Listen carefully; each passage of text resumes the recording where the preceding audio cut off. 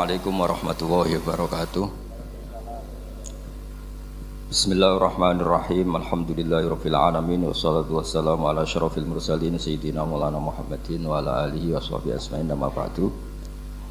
Ingkang sangat kita hormati guru kita bersama Kiai Haji Ulil Albab Arwani, wonten para habaib utamanipun Habib Zainal Abidin Al-Kaf. Para umarok yang saya hormati, ada PLT Bupati Bapak Haji Hartopo, ada Bapak Kapolres, Dandim dan yang mewakilinya semua yang saya hormati. Meneruskan ngaji di Madinatul Ilmi di Habib Bidin, ini ngaji hiwalah, ini diligerkan. Harusnya ngajinya di Habib Bidin tapi diliger ke Sekda. Saya mau saja supaya kelihatan rukun antara Habib dan umarok. Karena kata Habib Bidin nggak apa-apa Gus gitu. Ya memang rukun gitu. Jadi ini nggak pencitraan ya. Bukan pencitraan tapi memang rukun gitu. Seperti yang dikatakan Kiai Haji Ulil Albab tadi atau yang biasa kita sapa Gus Bab, bahwa jihad itu dari kata jahada yujahidu mujahadatan. Kalau masdar mujarrodnya jahida dan baca jahada jadi jahdan wa jihadan, itu maknanya serius menekuni sesuatu. Jadi tidak harus bentuknya perang. Tapi Islam juga jangan anti perang, karena andaikan Islam itu tidak punya konsep perang, itu juga kita bingung saat kita dijajah Belanda. Jadi sesuatu itu pasti akan ada momennya, ada pembenarnya. Disebut kalau dalam fikih muqtadul hal. Saya masih ingat beberapa cerita lesan. Dulu perang itu harusnya 7 November. Bung Tomo datang ke Mbah Hashim. Tapi kata Mbah Hashim jangan katanya. Kiai bagian nyeblokno pesawat urung teko. Walhasil nunggu Ki Abbas dari Buntet Pak Kapolres itu doanya spesial untuk menjatuhkan apa? Pesawat. Saya kebetulan banyak kenal sama cucu-cucu Ki Abbas Buntet. Tanggal 10 datang terus perang dimulai. Dan itu menjadi perang bersejarah karena jenderal dari Belanda ya, dari Inggris ya, itu sampai meninggal. Jadi siapa Malabi ya? Jadi intinya Anda jangan berpikir bahwa negara ini didirikan hanya oleh umarok. Bahkan sebelum ada negara yang sudah ada itu ulama. Dulu para wali songo sampai para kiai era kemerdekaan itu sudah membentuk satu komunitas. Di situ ada ketua pondok, ada bendahara, ada macam-macam. Sehingga kiailah yang bisa menggerakkan publik untuk melawan Belanda. Karena kiai ini juga yang megang otoritas publik. Ketika seorang Mbah Hasyim Asy'ari memfatwakan jihad itu fardhu ain, maka semua orang berpikir harus jihad melawan kehadiran Belanda atau penjajah mana saja. Tapi itu satu sisi ya. Di sisi yang lain, bahasa Arab itu ada sisi uniknya. Kalau menamai penjajah itu musta'marin atau al-isti'mar. Isti'mar itu meramaikan dunia. Karena memang bangsa kita dulu itu ya aneh. Tapi nak sampean ngrasani teman-teman ya kualat itu mbah-mbah jenengan. Kita ini dulu memang ya agak aneh. Belanda itu sudah penjajah tapi sama buyut-buyut kita dipanggil Doro. Bisa kamu bayangkan kiai saat itu untuk mengingatkan masyarakat pentingnya melawan Belanda. Wong manggil Belanda saja Doro tuan. Terus kemudian kita berfatwa melawan Doronya. Jadi benahi ilmunya saja wis sak penggawean kira-kira gitu. Jadi ngelola orang bodoh itu ya kangelan. Enggak dikelola itu bangsa kita, dikelola itu ya rodok goblok banget. Wong ngundang penjajah kok napa? Doro. Jadi itu PR besar. Tapi kiai itu punya seni untuk memberi penjelasan. Makanya di antara kelebihan ulama itu pasti warasatul anbiya itu di fatona ada unsur kecerdasan. Cerdas itu seni mengelola pikiran manusia, itu namanya cerdas. Makanya saya berkali-kali kalau ngaji harusnya orang itu semuanya itu pengagum ilmu, jangan pengagum fakta, ini pengagum ilmu. Ya saya berkali-kali mencontohkan, kalau Anda suami yang miskin, nggak punya uang, terus pulang dimarahin istri karena nggak punya uang atau kerja tidak sukses, harusnya kamu bangga. Anda juga kan yang berteori kalau suami nggak becus itu pasti dimarahin gitu. Nah ketika menjadi fakta harusnya Anda syukur bahwa ilmu Anda itu benar gitu. Jadi pas istri marah, wah alhamdulillah ternyata teori saya ini benar itu. Ini lucu kan, teori Anda mengatakan demikian, tapi pas menjadi fakta Anda tidak siap. Nah, begitu juga menyangkut penjajah. Belanda itu sudah maju, Eropa sudah maju, Indonesia negara yang terbelakang. Di mana-mana terbelakang itu menjadi objek penjajahan. Di mana-mana yang terpelajar itu posisi menjajah. Sehingga ulama berpikir bahwa awal dari kemerdekaan adalah mengertikan yang tidak ngerti. Karena teori penjajahan pasti gitu, yang tahu menjajah yang tidak tahu, yang sudah modern menjajah yang belum modern dan seterusnya. Makanya awwalu hadzal din itu al ilmu. Makanya nomor satu itu ilmu, pengetahuan. Di sini pentingnya sampai Islam mewajibkan thalabul ilmi fardhatun ala kulli muslimin. Karena tadi bisa kamu bayangkan 350 tahun dijajah Belanda, kita manggil mereka itu doro atau tuan. Kayak apa? Susahnya menggerakkan masyarakat yang cara pandang masih demikian. Lah kiai-kiai sudah berontak dibikinkan masjid di alun-alun, diberi otoritas beragama sehingga dikira Belanda ini baik. Padahal ini dulu ya niatnya meninabubukan biar tidak ada pemberontakan. Walhasil singkat cerita, kiai-kiai yang sudah di Mekah termasuk Mbah Hashim, beliau ketemu Muhammad Iqbal, ketemu beberapa ulama dunia, tahu bahayanya mustakmarin tadi. Terus akhirnya kiai-kiai kumpul-kumpul fatwa resolusi nopo jihad. Jadi ini mukaddimah sebagai pembenaran, sebagai setuju saya sama Kiai Haji Ulil Albab bahwa nomor satu itu jihad. Tapi jihad tadi pemaknanya harus utuh. Kalau kondisi perang ya perang, kalau kondisi stabil ya jihad untuk memajukan apa? Indonesia. Dan itu saya ulang lagi dimulai dari ilmu. Sebelum saya ngaji Minhajut Thalibin saya cerita ilmu itu apa? Ilmu itu sederhana, sesuatu yang mudah. Karena ilmu itu fitratallahi allati fataran nasa napa? Misalnya begini, saya orang miskin, nggak punya apa-apa. Sudah nggak punya apa-apa, nggak punya jabatan, terus keluarga yang nggak pati loyal, mungkin istri ada ngidolakan kita, bahkan anak kita sendiri juga nggak ngidolakan kita. Itu kan sial-sialnya orang, anak kita aja nggak pernah ngidolakan kita. Tapi untuk bahagia itu sebenarnya sederhana. Sederhananya begini, orang pinter itu ingin mempertahankan kehidupannya, terus pinter sampai berobat habis banyak ke Belanda, ke Jepang supaya mempertahankan nyawanya. Nah, si miskin ini kalau dia setiap makan, ya Allah, saya dengan makan ini mempertahankan nyawa saya. Sehingga makan itu satu kajian ilmiah bahwa ini luar biasa. Bahwa orang punya Alphard, punya uang 1 miliar, itu tidak mempertahankan suatu yang pokok, yaitu nyawa. Orang tidak punya Alphard itu hidup, nggak punya uang 1 miliar hidup. Tapi kalau nggak punya nasi 1 piring, nggak punya air 1 gelas bisa mati. Artinya apa? Orang miskin itu yusyarikul aghniya, sama dengan orang-orang kaya dalam hal kepemilikan hal-hal yang pokok. Tapi kadang-kadang orang miskin itu ya nyon sewu agak belagu, sudah miskin ingin punya Alphard, sudah miskin ingin punya uang, ya dia tersiksa. Harusnya cara berpikir nggak punya Alphard itu masih hidup, nggak punya uang 1 miliar masih hidup. Yang punya Alphard hidupnya juga pakai nasi 1 piring, yang punya uang 1 miliar juga pakai nasi. Ya kalau itu kan sama, saya punya. Kalau gitu kan bisa miskin rasa kaya. Itu memang harus dilatih. Nah, kalau orang kaya kan rumahnya banyak di mana-mana.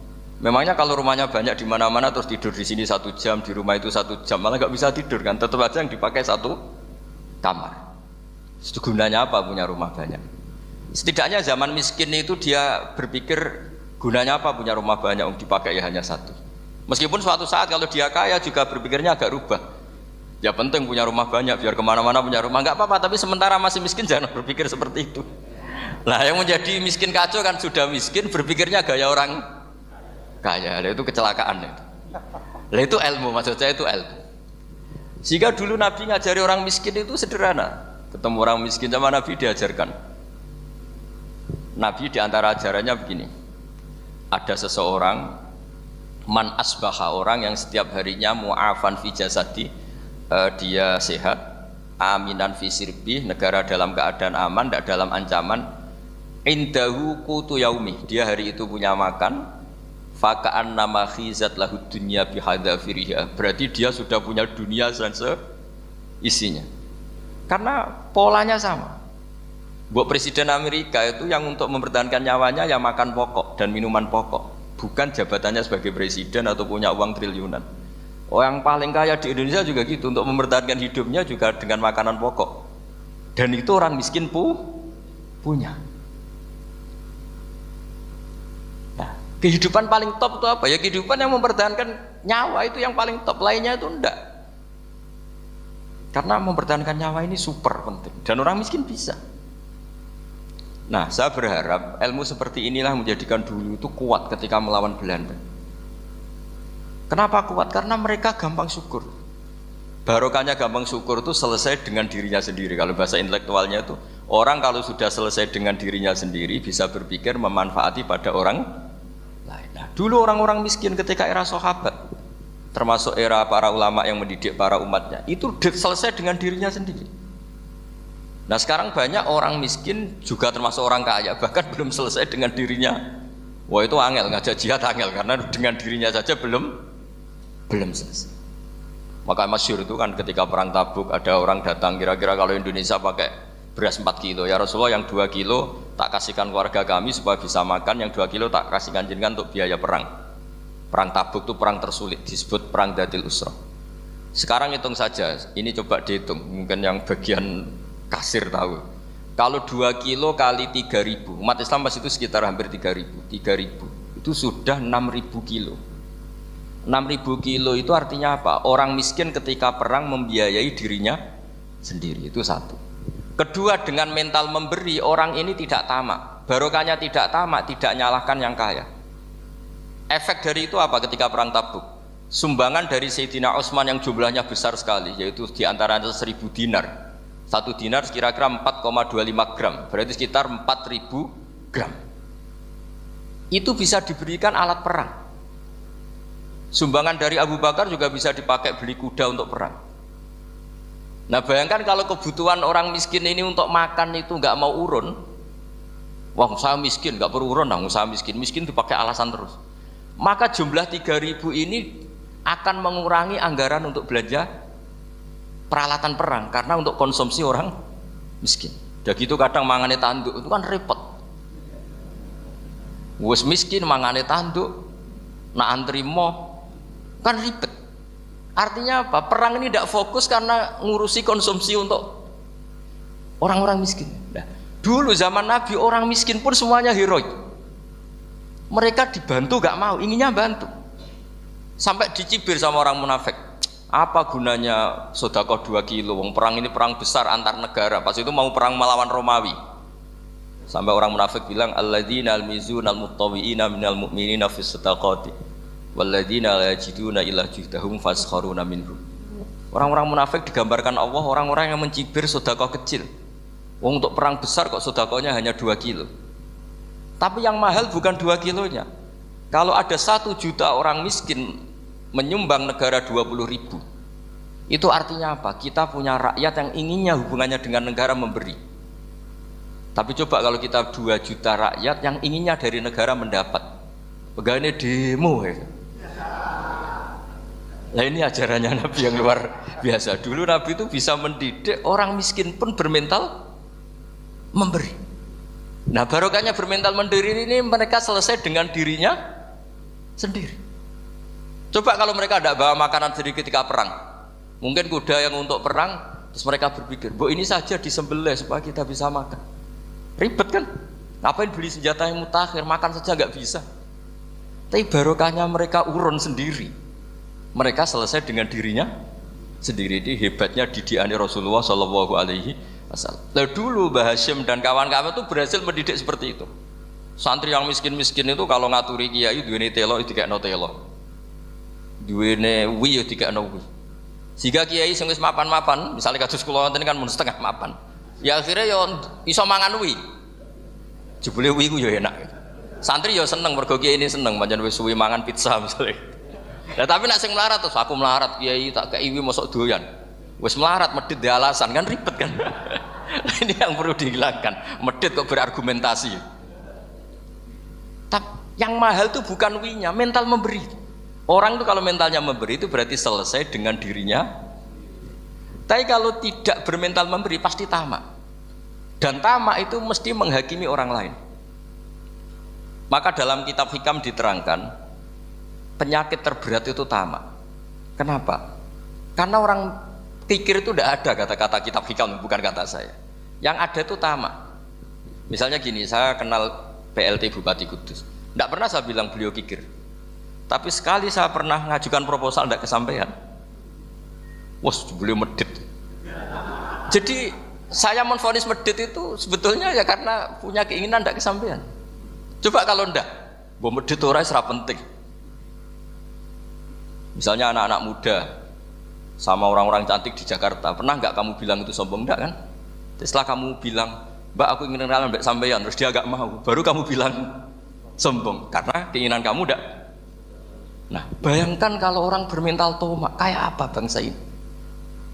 Nah, sahabat itu dididik oleh Nabi, tomak itu selesai karena keinginan mereka memberi. Sehingga Indonesia bisa merdeka begini itu barokahnya didikan ulama, semuanya ingin memberi. Dulu belum ada negara, tentara-tentara kemerdekaan kalau di kampung-kampung itu ya dibiayai donatur-donatur. Termasuk bahasa saya, bu saya dulu. Itu berapa ton aja beras untuk pasukan Hizbullah, pasukan TNI. Di Aceh ada Daud berih, ada yang baca berueh. Jadi baca aja kayak kira asap ada yang berih, ada berueh. Saya juga gak tahu orang Aceh kalau baca berih memang. Nyumbang berapa emas untuk kemerdekaan Indonesia. Yang Kesultanan Jogja Legowo, Jogja tidak lagi negara tapi diberikan bagian dari Indonesia dan seterusnya. Nah, jadi semua ini barokahnya didikan Rasulullah SAW yang diteruskan para ulamanya bahwa nomor satu didik masyarakat itu bermental memberi. Dengan bermental memberi apapun kecilnya ini selesai dengan dirinya sendiri. Itu kalau sampean nggak punya mental memberi nanti pulang dari Pemda, sok acara kabupaten berkata ini tok ribet itu. Awas itu, bar ngaji langsung lali berarti sampean. Sudah kalau nggak urun ini sudah luar biasa, nggak urun untuk berkat itu sudah luar biasa. Jadi itu yang makanya Nabi itu Quran dimulai wa mimma razaqnahum yunfikun. Quran mengajarkan bermental memberi yunfikun. Nabi berkali-kali ngulang al yadul ulya khairum al yadis sufla. Dan memberi itu tidak harus nunggu kaya. Gambarannya Quran tentang orang baik itu gimana? Alladzina yunfikuna fis sarra wadharra. Bukan fis sarra saja, ketika wadharra juga. Saya pernah guyon sama orang kaya di Jakarta. Dia uangnya miliaran, mungkin malah triliunan. Guyon sama saya, Gus saya ini sudah sekian bangun masjid di mana-mana. Saya ini berarti hebat. Enggak kata saya.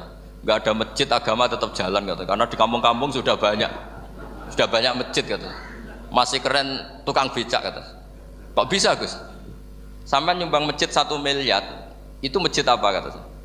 Ya masjid-masjid besar. Nah itu paling dipakai kubah atau menara atau apalah yang tidak mendesak. Tapi kalau orang miskin, ngutangi orang miskin itu kalau nggak utang hari itu nggak makan. Kan nggak mungkin tukang becak ke utang ada bank atau orang kaya raya kan kenal saja ndak. Mesti orang miskin utangnya sama orang miskin. Saya kalau orang kaya utang Habibidin mesti mau beli Innova. Karena level orang elit, jadi utangnya itu beli Innova, aksesoris Innova, seri terbaru. Tapi kalau orang miskin sama orang miskin utangnya itu beras untuk nyawa. Ya. Artinya apa? Kalau saya diutangi Habibidin untuk beli Innova itu ganjarannya itu sekunder. Tapi kalau sesama orang miskin itu ganjarannya primer. Keren mana? Hutang-hutangannya orang miskin sama orang kaya. Satu menyelamatkan nyawa, satu menyelamatkan citra. Dia baru sadar, ternyata orang miskin lebih hebat ketimbang saya, lebih hebat tapi tidak usah ditiru kata saya. Cuma dia menjadi tidak sombong sekian miliar yang disumbangkan ke masjid karena dia menjadi tahu ternyata itu tidak bangga. Nah kecuali masjid-masjid yang kamu nyumbang memang masjid perintis di daerah-daerah yang belum ada masjid. Kalau masjid-masjid besar itu kan kadang kebutuhannya sudah selera bukan pokok. Tidak saya ini cerita ya jadi supaya orang tahu lah. Zaman Nabi itu orang sudah selesai semua dengan dirinya sendiri. Jadi maksud saya Islam nggak apa-apa tanpa masjid itu masjid yang sudah sifatnya selera. Indonesia kan masjid sudah sifatnya selera semua. Yang dikatakan masjid pokok kan yang dipakai sholat bisa, dipakai alat sesuci bisa. Tapi kalau sudah selera ya pondasinya harus begini, lampunya harus dari kristal, terus kubahnya itu sudah selera. Nah rata-rata sumbangan yang miliatan itu kan sudah ke selera. Sementara orang miskin utang-utangan sama orang miskin untuk menyelamatkan apa coba? Nyawa. Artinya para orang miskin jangan kecil hati, wah saya sedekah hanya 2 kilo, tapi 2 kilo nyawa. Dan itu pahalanya luar. Nah ini ilmu asal saja. Nah kiai itu berhasil seperti itu sehingga orang-orang miskin dulu tuh ngrumat tentara itu ya nganggo uwi, nganggo telo, bahkan ada yang pakai apa itu Pak Hartopo itu pisang itu, arasnya pisang itu, bronggolnya pisang sudah dipakai saja Pak tentara. Tentara di mana-mana bisa makan. Coba kalau yang ngamal yang kaya tok itu tidak cukup. Tapi barokahnya yang miskin juga ikut ngamal itu cukup karena yang miskin itu mayoritas. Jadi didukung kaum miskin itu pasti menang lah kan kira-kira gitu. Karena di mana-mana orang miskin itu banyak. Menemukan orang kaya itu nyari data. Kalau menemukan orang miskin seketemunya pasti ketemu. Dan orang miskin ini dididik ulama untuk berkontribusi.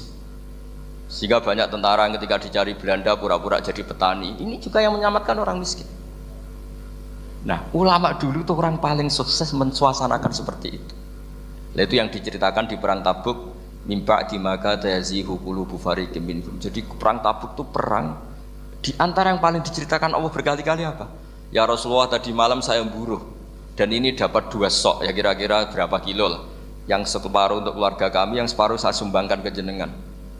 Lu coba perang antar negara hanya menyumbang 2 kilo beras, bayangkan. Tapi nilainya bukan 2 kilo. Kalau 2 juta rakyat Indonesia nyumbang 2 beras, artinya hubungannya dengan negara hubungan ingin memberi. Dan barokahnya hubungan ingin memberi, ora pati kecangkeman tomak, ora pati kakean menuntut. Ini yang mahal itu yang gak ternilai itu. Dan itu menjadi kekuatan yang luar biasa sehingga umat Islam bisa mengalahkan pasukan Romawi. Nah Indonesia dulu kira-kira seperti itu prakemerdekaan. Ya itu saja sebagai mukaddimah Hairi Santris. Terusnya ngaos Minhajut Thalibin. Ini sudah sampai bab salam. Kemarin bab sujud, sekarang bab salam. Bismillahirrahmanirrahim. Watsani asyara assalam. Ya kita tahu secara i'rab kalau sani pakai i'rab isim mangkus, tapi untuk asyara tetap mabni nasab. Mabni fathah maksudnya. Jadi semua ulama ngendikan adat mulai ahada asyara sampai tis'ata asyara tetap berstatus mabni apa? Fathah. Sehingga di Quran inni ra'aitu ahada asyara kaukaba. Terus di surat Mudassir alaiha tis'ata asyar. Tetap padahal itu jadi mubtada muakhir. Berarti alaiha itu tetap yang ngatasin neraka tis'ata asyara utawi 19. Tetap bacanya bukan tis'atu asyarin tapi tis'ata asyara. Jadi kita tahu secara hukum nahwu adat mulai ahada asyara sampai tis'ata asyara itu mabni apa? Fathah. Cuma khusus sani asyar yang saninya ini berstatus mangkus karena ada yaknya itu. Wasani asyar assalam wa aqalluhu assalamu alaikum wal asoh jawazu salamun alaikum. Qultu al asoh al mansus la yujzi'u. Jadi ulama itu ya lucu. Yang satu bilang al-asoh boleh salamun alaikum tanpa al. Tapi kata Imam Nawawi al-asoh harus assalamu alaikum. Sama-sama diklaim sebagai kaul paling apa? Asoh. Karena seperti kita tahu dalam bab fikih perkhilafan ulama itu rahmat. Ya saya ulang lagi, perkhilafan ulama itu rahmat. Contohnya ya ini saya ulang lagi ya. Nomor 11 itu. Wasani asyar iku assalamu. Ya terus di sini disebut wa aqalluhu iku assalamu alaikum pakai al assalamu alaikum. Wal asohu te kaul sing asoh iku jawazu salamun alaikum olahe nglafatno mu salamun alaikum. Terus kultu dawe Imam Nawawi al asoh al mansus la yujzihu wallahu a'lam. Jadi menurut Imam Rafi'i boleh salamun alaikum tidak pakai apa? Al. Itu juga diklaim sebagai al-asoh. Tapi menurut Imam Nawawi yang al-asoh harus assalamu alaikum, tidak boleh salamun alaikum. Terus wallahu a'lam wa annahu la tajibun niyatul khuruji. Jadi ketika Anda salam tidak harus niat keluar dari apa? Salat. Dengan kamu salam berarti otomatis keluar dari apa? Sholat. Nah ini menjadi problem menurut pemikiran banyak ulama karena ketika masuk sholat harus niat masuk sholat. Karena ketika kita takbir kan bisa takbir demo, Ya kan? Kan macam-macam kan? Makanya untuk membedakan itu kan niat. Memang ini kata ulama bukan kata saya. Sekedar melafadzkan takbir ini kan demo ya takbir. Kamu kagum sesuatu juga takbir. Orang Indonesia itu kadang orang nggak sholat pun bilang subhanallah, memang sudah jadi bahasa nasional. Kalau kaget tuh bilang subhanallah. Saya punya kenalan Cina itu kalau punya uang ya mohon alhamdulillah. Tak tanya kok bilang alhamdulillah. Orang-orang Islam tuh kalau seneng bilang alhamdulillah. Yang ribet itu kubu sebelah. Kalau orang NU mau layasol itu mana tanya, Gus itu doa orang makan gitu. Kok bisa? Biasanya orang NU kalau makanan sudah keluar mau layasol, ribet kan? Aduh repot itu. Jadi kadang-kadang wiridan itu sudah jadi bahasa nasional. Jadi Cina orang nggak sholat tuh kalau punya uang ya bilang alhamdulillah. Kadang orang yang nggak sholat tanya, datang ke saya insya Allah. Ya ribet, makanya ulama itu berdebat. Lafaz-lafaz seperti ini itu apakah wiridan apa adat? Nah, untuk membedakan adat dan yang lain maka dibutuhkan niat. Makanya Allahu Akbar harus niat untuk masuk sholat. Nah, normalnya salam juga harus niat keluar sholat, biar karena masuknya niat ya keluarnya harus niat. Itu menurut sebagian ulama. Tapi sebagian yang lain enggak lah, kalau selesai tidak perlu niat. Tapi tadi sebetulnya ada problem. Jangan-jangan salam ini salam adat. Kebetulan ada temannya masuk terus bilang assalamualaikum, nanti temannya jawab waalaikumsalam. Itu ada kisah nyata. Ini memang naif betul ini. Ada orang alim sholat. Nah, ketika ada yang mau lewat itu kan dihadangi begini ya. Jadi dihadang gini ya, ini bidin. Yang lewat tuh karena saking nggak pernah ngaji malah tidak salaman. Kagetnya bukan main itu. Ada orang sholat, ada orang mau lewat, kan kesunatannya dihadang begini. Sisi ini santai saja malah ngajak salaman. Wes ribet, ngadepi orang nggak tahu itu ribet. Ya tambah bingung kan, diliwati saja bingung, apalagi sekarang diajak salaman. Kan memang nggak sambung, kulturnya itu nggak sambung. Ya itu kalau memang assalamualaikum terus pikir kamu waalaikumsalam. Ya ribet, memang ngadepi orang tidak tahu itu ya ribet. Makanya ya agama ini, ngelola agama ini memang. Nah barokahnya ngaji fikih itu beginilah, saya sering cerita. Misalnya kita hafal fikih, takbir itu wajib, rukun. Tapi bentuk ngangkat tangan itu sunnah. Itu barokahnya Masya Allah. Andai kan kita menentukan kaifiyahnya, mungkin kita sok suci. Itu pernah ada peneliti cerita ke saya, Gus saya ini orang NU itu pusing. Kenapa? Takbirnya beda-beda. Ada yang terlalu semangat, Allahu Akbar. Apalagi yang was-was, wah itu semangatnya Masya Allah. Malah ada yang tanya, itu takbir berkali-kali itu madzhab apa? Jadi orang was-was cobalah, bertobatlah itu, jangan sampai jadi madzhab baru. Kalau yang was-was orang bodoh gak masalah, coba kalau dia orang alim alama, nanti muridnya juga niru, oh ternyata takbir yang saya itu 3 kali itu. Oh ternyata takbir yang saya itu 7 kali. Itu kalau dia jadi imam. Kalau dia jadi makmum nyampai ini pinggirnya, sampai pinggirnya takut kan bulan baleni. Ada yang kayak orang nggak punya uang, Allahu Akbar tangannya diangkat separuh saja enggak. Itu kan, tapi itu enggak ngefek di Indonesia karena dari awal kiai-kiainya ngajarin ngangkat tangan itu nah caranya juga agak ditentukan, terserah kamu. Begitu juga posisikan tangan itu juga sunat. Sehingga kalau sampai ke Turki atau kemana-mana itu ada yang kayak orang baris, ya kan? Habis takbir ya sudah. Ada yang sendakap, sendakapnya beda-beda. Ada yang nutupi iga yang hilang katanya, sampai begini. Ada yang santai begini.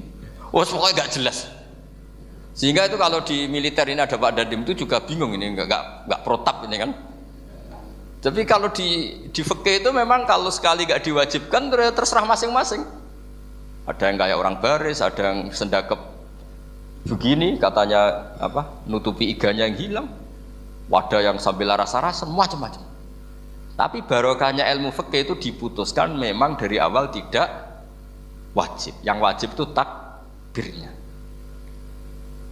Maka duduk juga begitu, meskipun kita sepakat duduk tahiyat ula, namanya iftiros, duduk tahiyat akhir namanya tawarruk. Itu harus kita vonis, kita hukumi sunnah. Cara seperti itu sunnah. Wa ayyuku udin ko ada sohat solatu, seperti kemarin di Minhajul Thalibin. Dengan duduk gaya apa saja, sholatnya tetap sah. Sehingga kalau kita di Arab, misalnya pas haji, orang Arab itu memang ya agak kacau. Orang Indonesia itu kalau sholat duduk itu kan memang benar-benar sakit. Sakit sudah agak mau mati itu benar-benar sholat baru duduk. Orang Arab itu enggak. Sholat duduk pakai kursi. Sof itu enggak ada orangnya, ada kosong. Itu jalan kaki, kursinya di bawah. Wong bawa kursi kuat kok sholat duduk. Kalau orang Jawa kan, saya juga iskal. Orangnya kalau bawa kursi kuat pindah-pindah tapi kok sholatnya. Kalau orang Jawa agak kebayang, kalau sholat duduk emang bener-bener sakit. Terus saya pernah ditanya lagi sama orang, Gus, di Mekah itu kok banyak orang bawa HP, terus kalau ditelepon diangkat soli, itu mazhab apa? Mazhab geblek kata saya. Tapi ini kan orang Arab, kan seakan-akan terus mewakili internasional kan, karena pusat banyak tuh. Ditelepon digoleki telepone wong sak akeh golek ini tok wis kangelan ya. Warang ketemu soli patene. Nah, kita akan diajarin di kiai-kiai Indonesia kalau itu membatalkan apa? Sholat. Jadi ribet. Nah, barokahnya kitab-kitab seperti ini, meskipun kita di Indonesia itu mengikuti panduan yang diarahkan atau yang dibagukan oleh ulama-ulama dulu. Nah, Indonesia itu makanya berkah. Saya sering ketemu ulama Mekah itu kalau muji haji Indonesia luar biasa. Bukan sekedar sopannya. Memang cara hajinya itu nyari kaul yang disepakati itu sah. Karena memang dilatih KBIH, dilatih Kemenak, masih dilatih kiai setempat. Meskipun niatnya ya kadang tidak baik. Saya pernah tak tanya, kenapa kamu latihan haji sebegitu? Kalau sholat kok enggak? Sholat gak sah, gak apa-apa, Gus, gak bayar, ini kaji. Oh ternyata dia itu sholat bedino ratau kursus baik kulol. Bareng apa kaji oleh takok tenan, tak takok. Oh sholat kira tahu takok, nak kaji kok takok. Nak sholat rasa gak iman, Gus gak bayar, ini haji. Wah, sebenarnya kurang ajar kata saya. Jadi ternyata sekarang terkuak. Kenapa orang-orang awam tuh kalau kaji kok semangat belajar? Semangatnya sama dengan sholat apa di bawah haji jauh sholat itu? Berpuluh-puluh tahun sholat tuh dengan gaya yang nggak ada perkembangan. Tapi haji pisan langsung keren. Ternyata karena bayar ya. Apa perlu ditiru? Sholat harus bayar supaya ini supaya. Ya itu alasannya itu. Nak haji rasa berat Gus, apa? Bayar Gus. Nak sholat rasa kok nggak bayar wae maksudnya. Padahal kalau kita ngikuti as-sholat imaduddin, sholat dengan haji itu afdal mana? Afdal sholat, harusnya lebih serius belajar sholat ketimbang belajar haji. Tapi setahu saya nggak ada kan KBIS itu, kelompok bimbingan ibadah sholat. Jadi ini kritikan saya, semoga didengar ya. Cobalah. Padahal riyen Raden Asnawi di Karang pesolatan, supaya orang tuh sholatnya benar ya, sholatnya benar. Ya jadi ngaji fikih seperti ini setidaknya Anda menjadi tidak mudah mengadili orang lain, bahwa sholat itu yang takbir tok yang wajib. Misalnya baca ya Fatihah tok, sehingga kalau ada imam lupa baca surat ya gak apa-apa, memang dari tidak wajib. Jadi pemilahan wajib dan tidak ini penting supaya tidak menghakimi pada yang lain. Jangan sampai perilaku kesolehan itu menjadi bentuk yang mengadili, nggak boleh. Itu Pak Kapolres. Kalau di ilmu fikih itu ada ulama penjaga ilmu itu ekstrim-ekstrim. Dulu ada sahabatnya Nabi namanya Jabir bin Abdillah. Ini ada di kitab Bukhari, di kitab sholat. Ya maksudnya al ilmu tentang sholat. Itu semua yang di masjid itu sudah pakai jubah, pakai gamis. Kalau orang Indonesia mungkin ya pakai hem, pakai baju batik, pakai. Itu dia datang malah gamisnya dicopot, gamisnya dicopot, imamannya dicopot, terus tinggal pakai satu sarung, terus dicancang di sini. Akidan benatorofaihi ala atik, dicancang begini, kayak cerita-cerita di perang pahlawan itu. Hanya dengan pakai sarung satu dikalungkan itu. Terus ada orang-orang tabiin bilang gini, ungzuru ila ashabi Rasulillah, ini sahabatnya Nabi kok sholat dengan cara seperti itu, enggak islami banget ya, enggak keren banget lah. Terus kata Jabir bin Abdillah, saya sengaja melakukan ini supaya kamu tahu bahwa batas aurat yang dimaksud Nabi seperti ini. Shalla Rasulullah sallallahu alaihi wasallam fi izarin wahid akidan baina tarafaihi ala atiki. Saya pernah melihat Nabi sholat seperti saya ini, Tapi barokahnya itu akhirnya diketahui kalau batas auratul rajul hanya mabena surah war rukbah. Andai kan tidak ada perilaku Jabir seperti ini, orang akan ngira bahwa syaratnya sholat itu harus pakai jubah, syaratnya sholat harus pakai hem. Akhirnya orang-orang yang kebetulan tidak pakai jubah, tidak pakai hem bingung. Misalnya dia katoan seperapat, pakai kaos, neng tengah hutan, rasa sholat, aku ranggo jubah, ribet kan? Artinya apa? Ilmu ini harus dijaga konstitusinya, barokahnya perilaku Jabir ini, orang tahu batas aurat. Jadi yang lainnya itu mukamilah atau kesunatan. Nabi juga seperti itu. Semua sahabat itu tawaf itu musyatan, berjalan. Tapi Nabi sebagai tokoh dan pas itu sehat. Saya ulang lagi, pas itu sehat. Ini hampir semua ulama bilang pas itu Nabi sehat. Nabi malah naik unta. Itu kata Imam Nawawi dalam kitab Majmu', Nabi naik unta itu lebih afdol ketimbang yang jalan. Padahal trennya ibadah kan al-ajur bi qadrit ta'ab. Karena apa kata Imam Nawawi? Itu menjadi konstitusi ilmu bahwa syarat sahnya tawaf tidak harus jalan. Andai kan Nabi saat itu kok ikut jalan, maka dikira di antara syarat sahnya tawaf harus jalan. Maka kita kebingungan ketika pakai kursi roda karena tidak punya rujukan hukum. Tapi barokahnya Nabi pakai berkendara, orang menjadi tahu itu berjalan itu tidak menjadi syarat sah. Berkendara juga boleh. Ya ada juga sahabat yang sengaja omong-omongan, maksudnya tawaf kan kudune meneng wiridan, tapi ada aja omongan untuk menunjukkan kalau ngomong itu tidak membatalkan tawaf. Sampai seperti itu ulama menjaga konstitusi ilmu. Makanya nyuwun sewu kayak kita ini yang anaknya tokoh, apalagi ini di sini ada Gus Albab, termasuk ada saya, yang anak-anaknya tokoh itu memang sudah harus mulai biasa lah. Karena dulu kalau soleh kebanget, itu yang ngel-ngel orang. Abu Bakar, saya tak cerita Abu Bakar itu soleh banget. Saking solehnya itu, ini nggak akan ada yang niru, saya yakin. Beliau itu hari pertama diangkat khalifah, hari berikutnya masih dagang di pasar. Singkat cerita ditegur supaya tidak usah dagang, dicukupi negara. Beliau setuju, dapat gaji. Setelah mau meninggal, semua gajinya itu disuruh ganti uang pribadi karena beliau merasa tidak nyaman. Wah, mengkhidmati negara kok minta uang, ganti soal uang pribadi, diganti. Nah itu ya tentu tidak wajib, pejabat juga agak minat niru. Nah tapi lucunya apa? Sayyidina Umar ketika Abu Bakar sudah meninggal itu kritiknya lucu. Kamu itu solehnya berlebihan. At-ab taman ba'dak. Sing repot sing genti. Nak soleh kok aja nemen-nemen. Mesti nak soleh ya dikira-kira lah, aja nemen-nemen. Sakake sing ngenteni repot. Makanya saya sering jagungan sama putra-putrane Mbah Mun itu keluarnya gitu. Abai wis alim, ganteng. Pengaruhnya gede, diterima semua pihak, repot sing gede ku.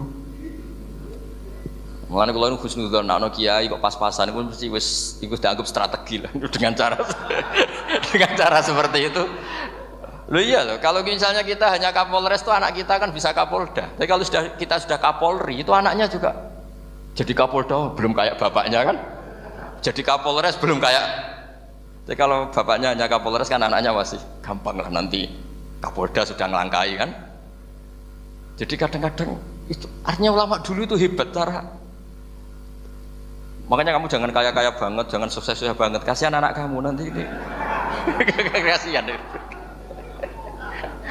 Makanya saya sebenarnya jadi kiai itu yang ingin bener-bener banget, tapi sakit santriku lah kira-kira. Ini bukan justifikasi, tapi ini cerita saja cerita. Jadi di antara makalahnya Sayyidina Umar yang terkenal itu komentar Abu Bakar itu at-ab taman ba'dak. At-ab tangel-ngel no siro man ing wong ba'daka sausi siro. Kowe iku terlalu bener sing repot aku iki penggantimu. Enggak aku maksa soleh tetep ora koyo Abu Bakar. Maksa soleh nek koyo kowe nek soleh ku kira-kira lah aja nemen-nemen gitu. Dadi penggantinya. Ini cerita ya, jadi saya mohon. Nah, barokahnya itu juga kesolehan yang massal itu diakui oleh ulama. Termasuk begini misalnya nyuwun sewu, Nabi itu menyebut kesolehan itu ya termasuk wa fi buti ahadikum sedekah. Kowe ngloni bojomu ya sedekah. Ayati ahaduna syahwatahu wa walahu ajrun. Masa urusan gitu dapat pahala ya Rasulullah? Jawab Nabi enteng. Ali salawatu aha fi haramin akana alaihi wisrun. Kalau dia begitu sama selain istrinya kan dosa. Ya berarti kalau sama istrinya ibadah. Tidur ya ibadah, kumpul istri ibadah, bercengkrama sama keluarga ibadah. Akhirnya ulama bikin satu hukum yang luar biasa. Di antara hukum yang di kitab usul fikih itu begini. Mubah itu udah ada. Itsmamin mubahin illa wa yatahaqqaqu bihi tarku haramim ma. Fa'il zamu minas sukun tarkul qatli wa minas sukut tarkul qadzaf wal ghibah. Sehingga kita ulama misalnya melihat orang kampung sekatokan seperapat ning omah ngomel mbek bojone, mbok ngomel mbek anake, ini luar biasa karena ndak di diskotik, ndak di tempat-tempat yang seperti itu. Ana wong ning omah nglamun rokokan, delok tikus liwat misal. Lumayan ra delok gambar porno. Itu ada ulama yang berpikir itu karena tidak ada sesuatu yang mubah kamu lakukan kecuali saat itu Anda meninggalkan keharaman. Makanya kata ulama mubah itu tidak ada karena saat melakukan mubah artinya Anda tarkul haram. Wa tarkul haram wajib, berarti fal mubah wajib. Sehingga ulama misalnya sampean turu mulai barisan nanti subuh, hadza taraka zina wa taraka sariqah wa taraka kadza wa kadza. Semoga malaikat pakai usul fikih itu. Kalau malaikat pakai usul fikih itu kamu tidur habis isya sampai subuh, hadza tarakal ma'asi kasirah. Lah yang ribet kalau malaikatnya bagian khusuk, hadza tarakat tahajud wa tarakal witra wa tarakal itu ribet itu. Nah, kita semoga malaikatnya yang percaya pendapat tadi. Jadi ada dua pandangan, ada ulama mengatakan mubah itu tidak ada karena tidak ada orang yang sedang melakukan mubah kecuali saat itu pasti meninggalkan keharaman. Makanya ini sirinya kenapa dulu kiai-kiai top itu sering jagungan. Orang tahu semua lah, Mbah Zubair sering jagungan, dulu Mbah Tur ya sering jagungan di depan masjid Menoro. Karena ingin mensuasanakan bahwa untuk menikmati hidup itu tidak harus dengan keharaman. Jagungan mbek konco ya seneng, gejul-gejulkan mbek konco ya seneng. Ini anggap saja perlawanan terhadap supaya tidak nikmati maksiat. Wa qutbu hadzal al-istidzad bil mubahat kata Imam Ghazali. Inti beragama ini adalah nikmati sesuatu yang dihalalkan oleh Allah Subhanahu. Coba ketika orang lain bisa nikmat kalau harus ke tempat-tempat maksiat, kamu cukup nikmat ketemu konco gejol-gejolokan zaman mondok podo melarate, terus diterusno saiki yo jek melarat atau cocokan melarat itu kan keren loh, keren. Sisi tok diusir mertuane, sisi tok diusir IP ini terus cocokan. Ndak kowe piye Kang, gak apa-apa sabar kabeh kodok kodar wae Kang. Wah itu ibadah yang luar biasa ya. Mergo ridho sama kodok kodar, dia tidak perlu cari nyuwun sewu hiburan yang maksiat. Nah, saya berharap ulama-ulama Indonesia itu mengikuti jejak ulama dulu. Ulama dulu itu kalau ibadah itu ya seperti itu. Jadi jangan hanya melihat ini semalaman kok tidur, tidak witir, tidak tahajud. Oke, dia memang enggak afdol, enggak sempurna lah, macam kiai pas-pasan naik kan.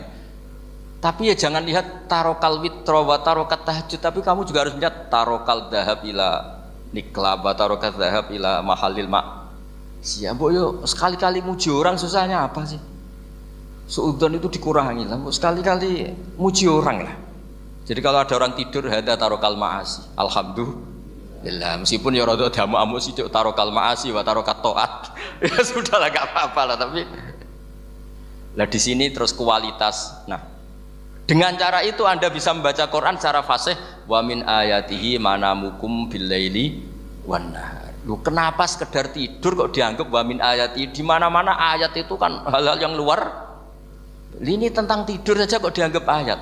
Itu bisa dimaknai keren kalau Anda pakai kaidah usul fikih, yaitu dengan tidur berarti Anda meninggalkan sekian maksiat. Sehingga disebut wa min ayatihi manamukum billaili wan nahar. Nah, saya berharap konstitusi seperti ini jalan terus.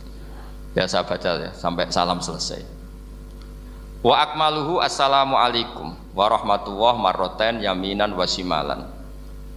Multafitan fil ula hatta yura khadduhul aiman. Tapi itu hanya akmal loh ya. Jadi ukuran paling sempurna kalau salam itu melengak ke kanan sampai dengan pengandian ini bisa dilihat dari belakang. Tapi tetap saja itu ukuran apa?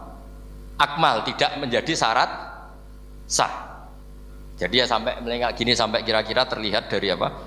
Belakang. Tapi ukuran itu tetap akmal hatta yura khadduhul aiman. Wa fisaniyah saat terusnya terus nawian assalam alaman an yamini wa yasari minal malaikati dia meniatkan salam itu kepada orang-orang di sisi kanannya, mulai malaikat dan manusia dan jin. Wayan wil imamu assalama alal muqtadin wahum arrodda aleh wahum yanwauna napa arrodda aleh. Jadi wahum yanwuna arrodda aleh. Jadi imam niat salam untuk makmum, makmum niat membalas salamnya apa? Imam. Tapi itu saya ulang lagi hanya akmal. Terus asal isya asar tartibul arkan kama dzakarna. Jadi pentingnya, jadi jangan kira terus ngaji kalau wasunanuhu wa akmaluhu tidak penting, itu penting sekali. Barokahnya status akmal dan sunnah ini kita tidak mudah menvonis orang lain karena kita tahu ibadah itu hanya berstatus sunnah. Coba kalau nggak ada ketentuan itu, kita akan mudah menyalahkan orang. Salam kok orang melengak blas itu sholatnya sah atau orang. Padahal dari awal melengak itu statusnya hanya sunnah. Kemudian untuk penutup supaya ini clear ya, saya pernah baca di Syarah Bukhari yaitu Fathul Bari. Nabi itu kalau setelah salam itu mukbilan biwajihi alal hadirin. Jadi Nabi langsung menghadap ke timur. Andaikan Indonesia menghadap langsung ke timur. Tapi uniknya para syurahul Bukhari itu menganggap itu tidak satu sunnah yang tidak jadi satu sunnah yang permanen. Tapi kata para syurahul hadis Bukhari di kitab sholat, ya maksudnya al ilmu tentang sholat, itu semua yang di masjid itu sudah pakai jubah, pakai gamis. Kalau orang Indonesia mungkin ya pakai hem, pakai baju batik, pakai. Itu dia datang malah gamisnya dicopot, gamisnya dicopot, imamannya dicopot, terus tinggal pakai satu sarung, terus dicancang di sini akidan bena torofaihi ala atiku, dicancang begini, kayak cerita-cerita di perang pahlawan itu, hanya dengan pakai sarung satu dikalungkan itu. Terus ada orang-orang tabiin bilang gini, ungzuru ila ashabi Rasulillah, ini sahabatnya Nabi kok sholat dengan cara seperti itu, enggak islami banget ya, enggak keren banget lah. Terus kata Jabir bin Abdullah, saya sengaja melakukan ini supaya kamu tahu bahwa batas aurat yang dimaksud Nabi seperti ini. Shalla Rasulullah sallallahu alaihi wasallam fi izarin wahid akidan baina tarafaihi ala atiki. Saya pernah melihat Nabi sholat seperti saya ini. Tapi barokahnya itu akhirnya diketahui kalau batas auratul rajul hanya mabena surah war rukbah. Andai kan tidak ada perilaku Jabir seperti ini, orang akan ngira bahwa syaratnya sholat itu harus pakai jubah, syaratnya sholat harus pakai hem. Akhirnya orang-orang yang kebetulan tidak pakai jubah, tidak pakai hem bingung. Misalnya dia katoan seperapat, pakai kaos, neng tengah hutan, rasa sholat, aku ranggo jubah, ribet kan? Artinya apa? Ilmu ini harus dijaga konstitusinya. Barokahnya perilaku Jabir ini, orang tahu batas aurat. Jadi yang lainnya itu mukamilah atau kesunatan. Nabi juga seperti itu. Semua sahabat itu tawaf itu musyatan, berjalan. Tapi Nabi sebagai tokoh dan pas itu sehat. Saya ulang lagi, pas itu sehat. Ini hampir semua ulama bilang pas itu Nabi sehat. Nabi malah naik unta. Itu kata Imam Nawawi dalam kitab Majmu', Nabi naik unta itu lebih afdol ketimbang yang jalan. Padahal trennya ibadah kan al-ajur biqadrit ta'ab. Karena apa kata Imam Nawawi? Itu menjadi konstitusi ilmu bahwa syarat sahnya tawaf tidak harus jalan. Andaikan Nabi saat itu kok ikut jalan, maka dikira di antara syarat sahnya tawaf harus jalan. Maka kita kebingungan ketika pakai kursi roda karena tidak punya rujukan hukum. Tapi barokahnya Nabi pakai berkendara, orang menjadi tahu oh itu berjalan itu tidak menjadi syarat sah. Berkendara juga boleh. Ya ada juga sahabat yang sengaja omong-omongan, maksudnya tawaf kan kudunya meneng wiridan, tapi ada aja omongan untuk menunjukkan kalau ngomong itu tidak membatalkan tawaf. Sampai seperti itu ulama menjaga konstitusi ilmu. Makanya nyuwun sewu kayak kita ini yang anaknya tokoh, apalagi ini di sini ada Gus Albab, termasuk ada saya, yang anak-anaknya tokoh itu memang sudah harus mulai biasa lah. Karena dulu kalau soleh kebanget itu yang ngel-ngel orang. Abu Bakar, saya tak cerita, Abu Bakar itu soleh banget. Saking solehnya itu ini nggak akan ada yang niru, saya yakin. Beliau itu hari pertama diangkat khalifah, hari berikutnya masih dagang di pasar. Singkat cerita ditegur supaya tidak usah dagang, dicukupi negara. Beliau setuju, dapat gaji. Setelah mau meninggal, semua gajinya itu disuruh ganti uang pribadi karena beliau merasa tidak nyaman. Wong mengkhidmati negara kok minta uang. Ganti soal uang perlu diganti. Nah itu ya tentu tidak wajib, pejabat juga agak minat niru. Nah tapi lucunya apa? Sayyidina Umar ketika Abu Bakar sudah meninggal itu kritiknya lucu.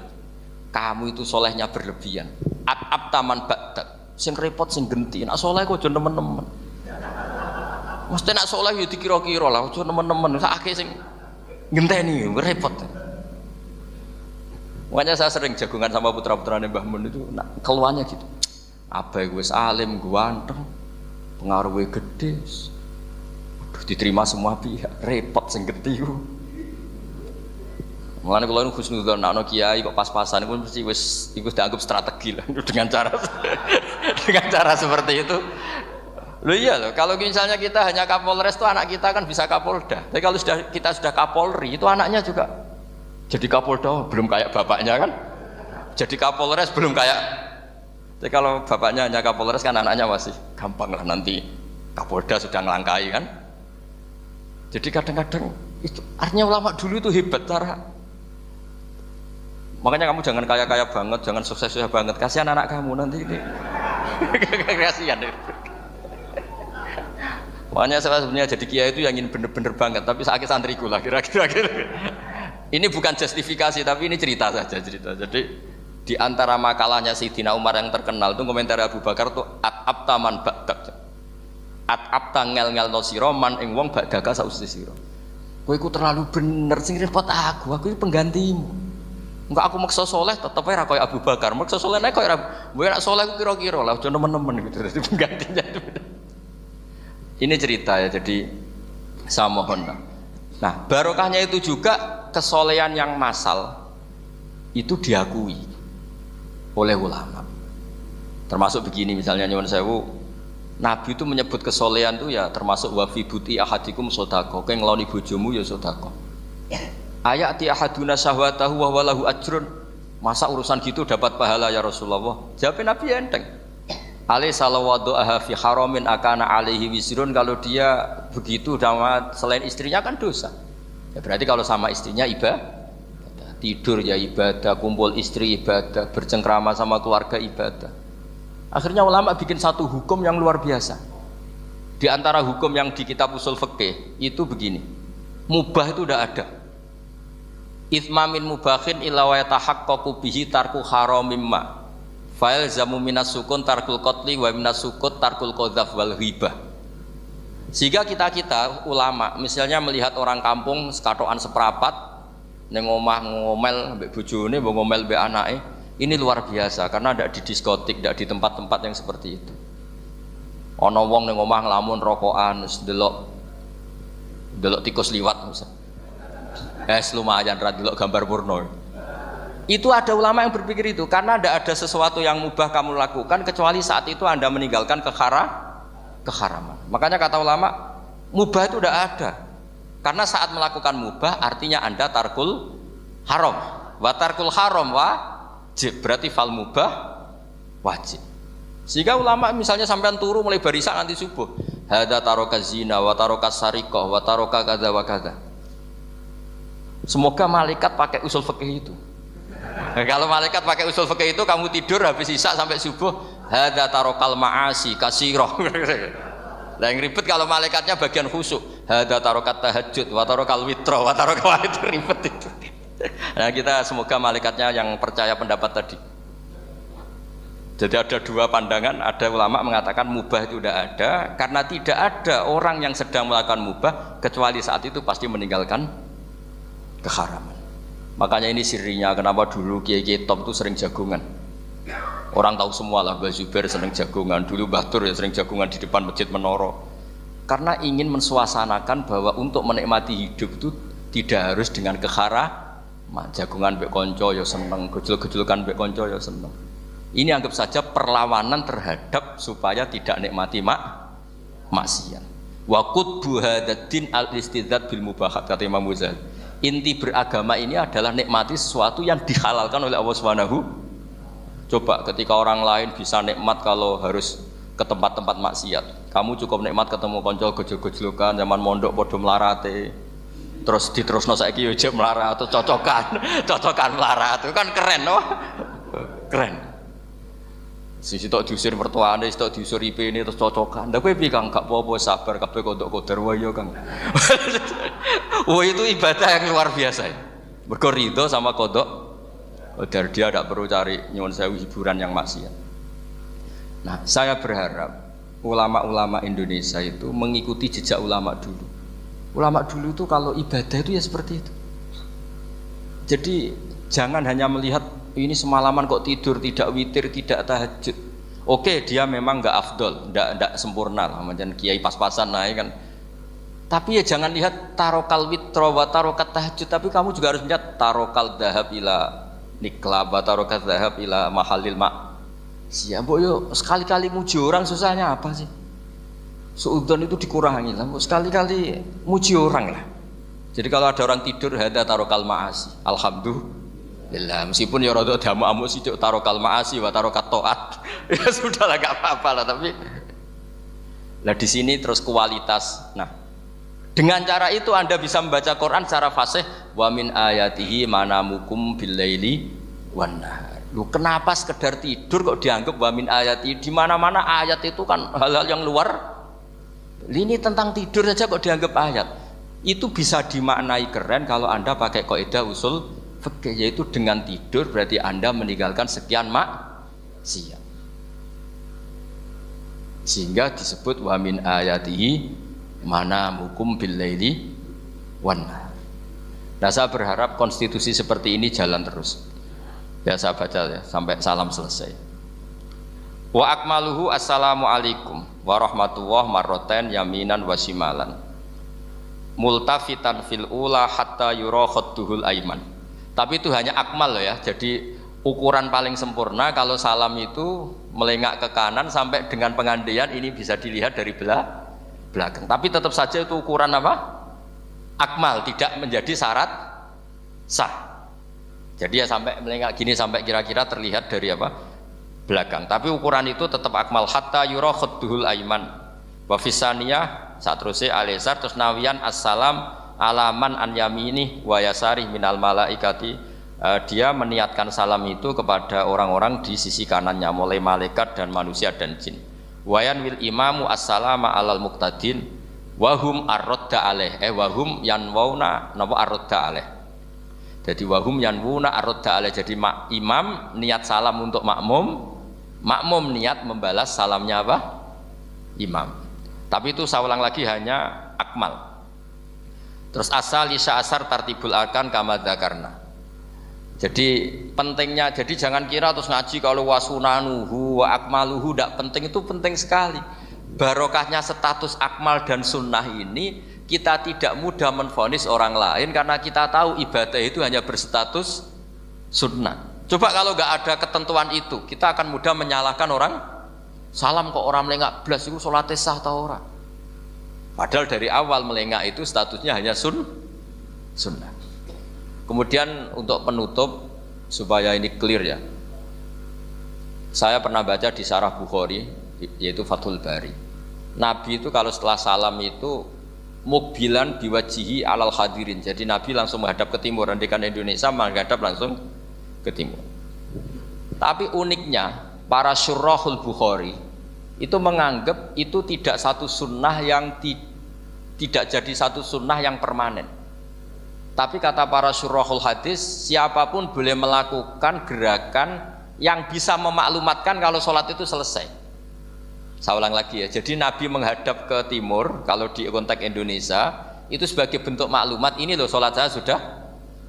Karena takutnya apa?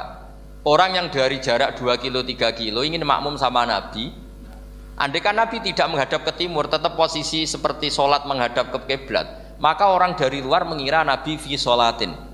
Ya, Nabi masih dalam. Bahayanya apa? Kalau orang ini langsung takbir usolli fardhu zuhri misalnya makmuman, ternyata Nabi sudah sholat, berarti sholatnya enggak sah. Kenapa? Irtibatus sholat atau robtus sholat biman huwa laisa fi sholatin. Dia menggantungkan sholat dengan orang yang sudah tidak, dan itu bahaya sekali. Masa kamu sholat makmum sama orang yang sudah tidak? Nah, semenjak itu terus ada aturannya ulama, siapapun yang jadi imam harus memaklumatkan diri dengan cara apa saja supaya menunjukkan kalau sholat itu selesai. Makanya adat kiai-kiai kita tetap menghadap kiblat tapi namanya astagfirullahaladzim. Itu sebetulnya memaklumatkan. Lho nak niat banter nyentak pangeran masuk istighfar bianter ya. Gak sopan blas. Astagfirullahaladzim. Itu sebetulnya itu memang maklumatkan iki lho jong salatku wis bar. Nah aku ape makmum masbuk sing ijek salat atau cuma makmum aku gitu. Terus ada yang separuh-separuh ya tidak madhep wetan, madhep kulon, madhep ngalor. Itu ya sedengan itu maksudnya sedengan. Karena memang kata Surahul Bukhari butuh itu apa? Imam punya gerakan yang menunjukkan kalau sholatnya itu selesai supaya nggak dikira fi sholatin kemudian ada yang ya clear ini ya. Jadi tidak perlu diperdebatkan kenapa sih ada yang menghadap timur, ada yang menghadap ke utara, ada yang tetap menghadap ke kib. Itu nggak perlu diperdebatkan, itu semuanya ada ilmunya, yaitu filosofinya apa? Ada gerakan yang menunjukkan kalau dia sholatnya selesai supaya tidak ada yang ikut. Sekali ada yang ikut berarti nanti apa? Rabtus sholati biman laisa fi sholatin, yaitu menggantungkan sholat dia dengan orang yang hakikatnya sudah ada sholat. Ya nyuwun ngapunten sanget. Assalamualaikum warahmatullahi wabarakatuh.